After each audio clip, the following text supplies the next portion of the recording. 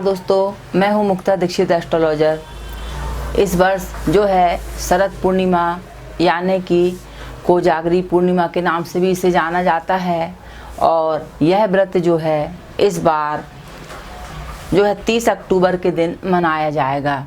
कहा जाता है कि लक्ष्मी नारायण की पूजा करने का यह सबसे अच्छा मौका रहता है और जो भी नित्य भगवान की पूजा नहीं कर पाते हैं उन्हें इस पूर्णिमा यानी शरद पूर्णिमा के दिन अवश्य ही लक्ष्मी नारायण की विशेष पूजन अर्चन करना चाहिए।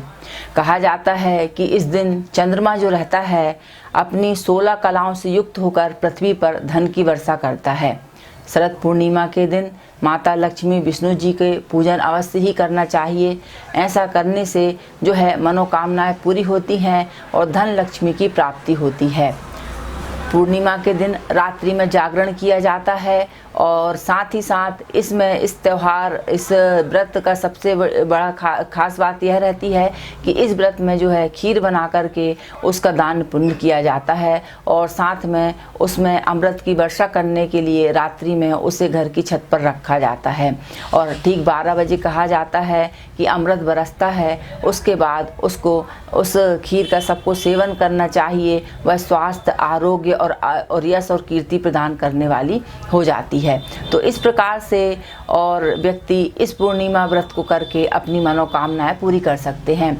वैसे तो हमारे ग्रंथों में, शास्त्रों में शरद पूर्णिमा के लिए स्पेशल विधान है कि इसमें 1.25 पाव खोआ और 1.25 पाव शक्कर के जो 6 पेड़े बनते हैं उनका भोग लगा करके भगवान की कथा, पूजन, अर्चन करना चाहिए। इस दिन आप भगवान सत्यनारायण की कथा भी कर सकते हैं और पूर्णिमा के साथ साथ जो है पूर्णिमा व्रत की जो कथा रहती है उस कथा का भी आप पाठ कर सकते हैं।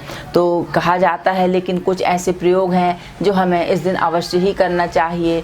तो शरद पूर्णिमा की रात के समय शाम को तुलसी जी के पास भी इसकी पूजा होती है और तुलसी जी की पूजा के पास ही भगवान लक्ष्मी नारायण की फोटो है या बाल गोपाल रख करके उनकी आराधना पूजा की जाती है। और साथ ही साथ जो है तुलसी के पास ऐसा दीपक जलाना चाहिए कि कम से कम वो 12:15 साढ़े 12 बजे रात्रि तक जलता रहे, तो यह लक्ष्मी आगमन का संकेत देता है। शरद पूर्णिमा के दिन प्रातः उठकर जो है हमें सुबह घर में स्नान आदि करने के बाद 2 स्वास्तिक हम अपने घर के दोनों तरफ बनाना चाहिए। यह सिर समृद्धि देने वाले रहते हैं और यह हल्दी से अवश्य ही बनाना चाहिए। शरद पूर्णिमा के दिन जो है घर के किसी भी घर में अंधेरा नहीं रहने देना चाहिए।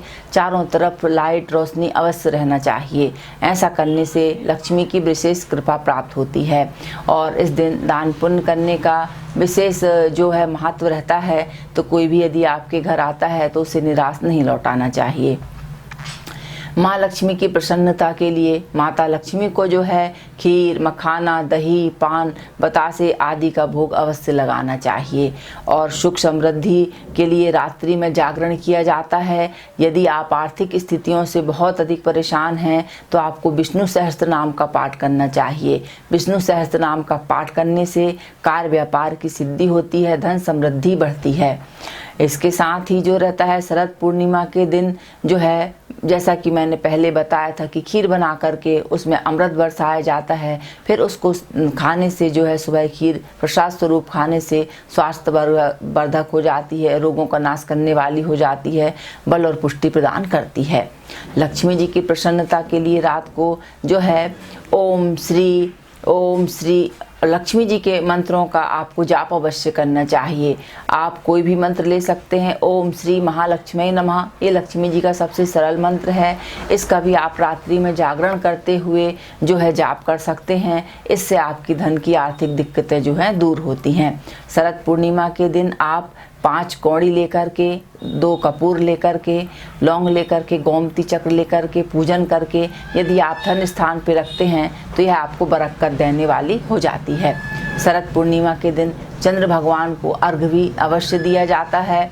तो ऐसा करने से जो है धन समृद्धि की वृद्धि होती है। और यदि चंद्र ग्रह आपका खराब है, आपके घर परिवार में या आपके पति पत्नी के बीच में बहुत अधिक टेंशन या परेशानी चल रही है, तनाव चल रहा है, तो ऐसी स्थिति में शरद पूर्णिमा के दिन जो है पत्नी को जो है इत्र डाल करके अर्घ देना चाहिए चंद्र भगवान को। तो ऐसा करने से जो है शांति होती है और सुख समृद्धि आपके घर में बनी रहती है। तो शरद पूर्णिमा के दिन हमें यह कुछ कार्य प्रयोग अवश्य करना चाहिए जो हमारे घर में सुख समृद्धि प्रदान करते हैं। तो दोस्तों, आप सभी के लिए कोजागरी पूर्णिमा, शरद पूर्णिमा अमृतमय बने, आपकी मनोकामना पूरी करे।